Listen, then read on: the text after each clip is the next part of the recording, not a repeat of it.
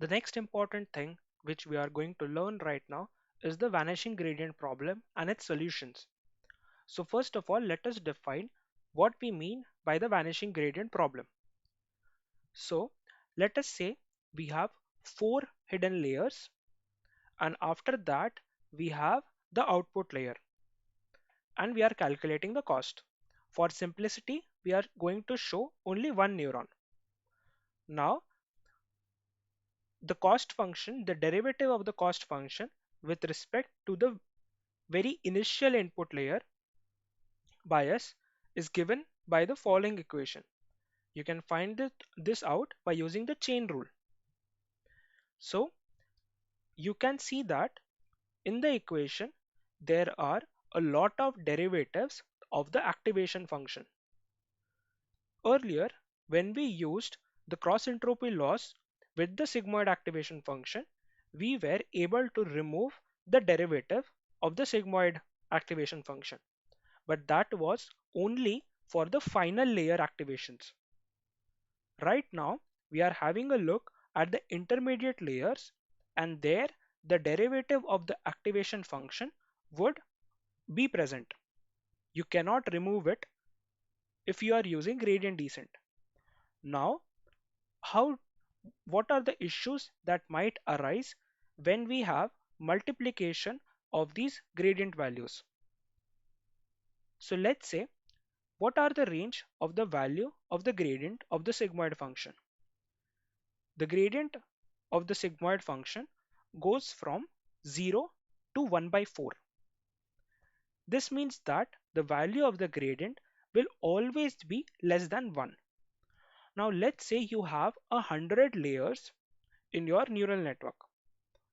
So a value which is less than 1 to the power of 100 would be a very small number, and hence the gradients at the very initial layers would always be 0, or your gradients would vanish if you start going deeper and deeper into the network. So the initial parameters would never train, hence the name vanishing gradient problem. So how do you solve this error? There is another problem which might happen, is that if your gradient has the value greater than 1, then a lot of gradients would combine together become a very large number, and the weights of these initial parameters would change drastically even when we take a small step. This is called the exploding gradient problem. Both of the issues in the vanishing gradient problem or the exploding gradient problem is that the derivative of the activation function after being multiplied a lot of times is not stable. So we need to find a derivative of the activation function which will ensure that the model remains stable and the values of the weights do not blow up. Or we can find out a network architecture which is not straightforward, so that there is a multiplication of the terms. We can find another architectures which will ensure that the gradient does not explode. To give you an idea, currently there is a ResNet neural network model which has thousands of layers and has been optimized using batch normalization plus a residual architecture. So it is possible to train a 1,000 layer neural network by using batch normalization and residual architecture. You can read about it on the internet. First of all, we'll start with the very basics, which is find out another activation function which will help reduce the vanishing gradient problem. So before we directly jump to the answer, let us have a look at different kinds of activation functions.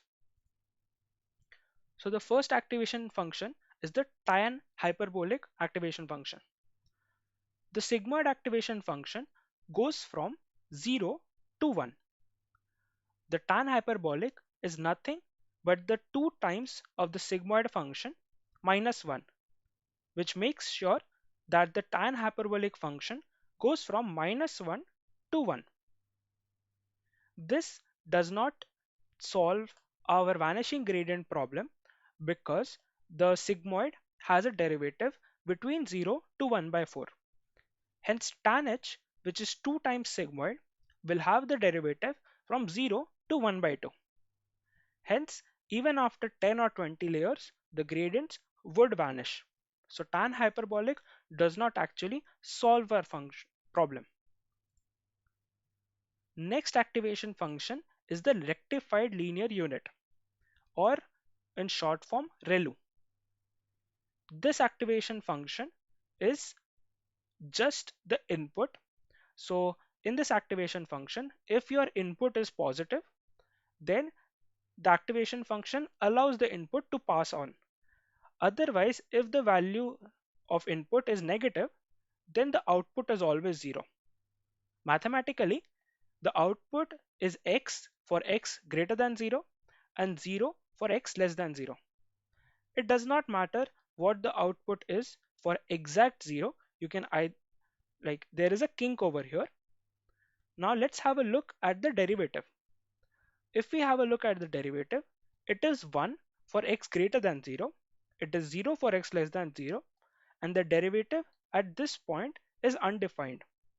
So we can keep it to be 0 or 1. It does not matter because it's very less probability that in the neural networks the output is exactly 0.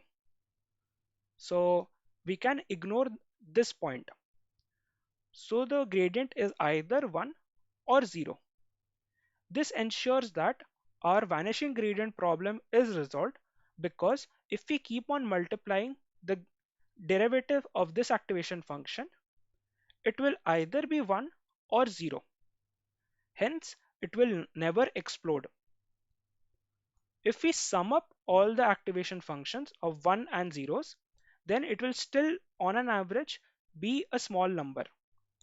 Hence, the gradients would never explode but remain in the small range. That is the advantage of rectified linear units. They do not exactly solve all the issues, but they reduce the problems of vanishing gradient problem. One more activation function is the leaky ReLU or parametric ReLU.